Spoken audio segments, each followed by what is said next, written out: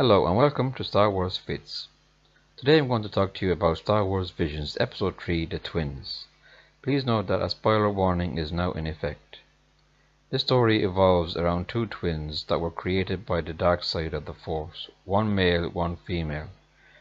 The female's name is Am, while the male's name is Karre.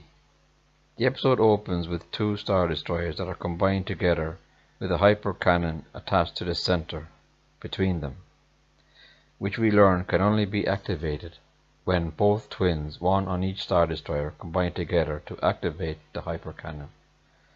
The high purity energy is extracted from the center core.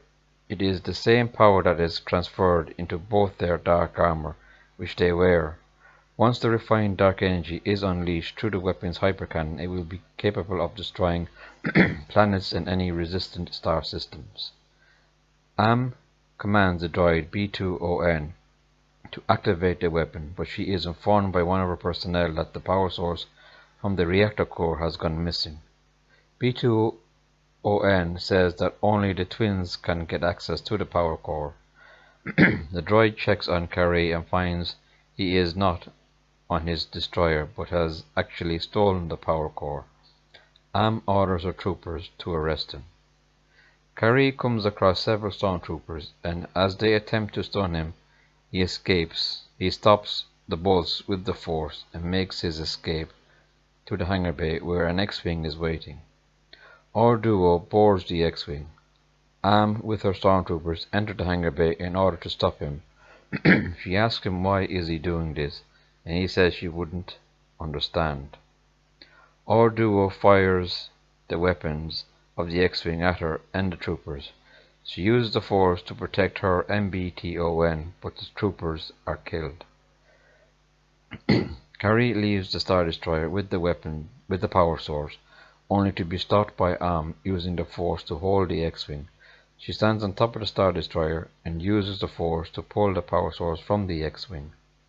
Once she takes the power source from the X-Wing, Karre jumps from his X-Wing, while our duo loses control of the X-Wing and crashes on the destroyer.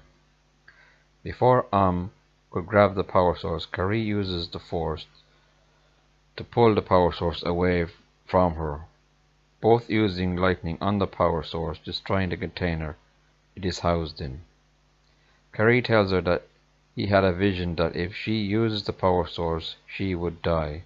She refuses to listen. She is successful in retrieving the power source and attaches it to her dark armor, giving her overwhelming power. She attacks Karre, who uses his lightsaber to battle her. He struggles against her, and then our duo appears with the X-Wing to help him. He jumps on top of the X-Wing, and our duo suggests using the lightsaber and the hyperdrive to destroy the power source in her suit. He ignites his lightsaber and extends the blade, and as the X-Wing flies over the destroyer, it begins to tear it in half. Tears the Star Destroyer in half. His lightsaber hits the power source on Am has inner dark armor, destroying the crystal, but not killing his sister. His ship jumps into hyperspace, leaving the Star Destroyer cleaved in two, very similar to what Vice Admiral Holdo did in The Last Jedi to Snoke's destroyer. Karre crashes his X-Wing on what looks like to be Tatooine. He talks with our duo, hoping to meet his sister again in the future and try to help her. The episode ends. The animation in this episode is good, and there is plenty of action throughout, but one thing that is confusing is how they are able to breathe in open space, and yet we see B2ON picking up Am after she is unconscious, wearing a helmet, when droids don't need helmets to breathe. Also, the other annoying thing is, it's another weapon able to destroy planets. I think at this stage, this has been done to death. We had two Death Stars in the original trilogy, Starkiller Base in The Force Awakens, and Sith Destroyers capable of destroying planets in The Rise of Skywalker. I think Lucasfilm will need to stop this, as it is happening way too often. It is a good episode despite what I just said with those minor annoyances. I give it a 4 out of 5. It was better than Tatooine Rhapsody.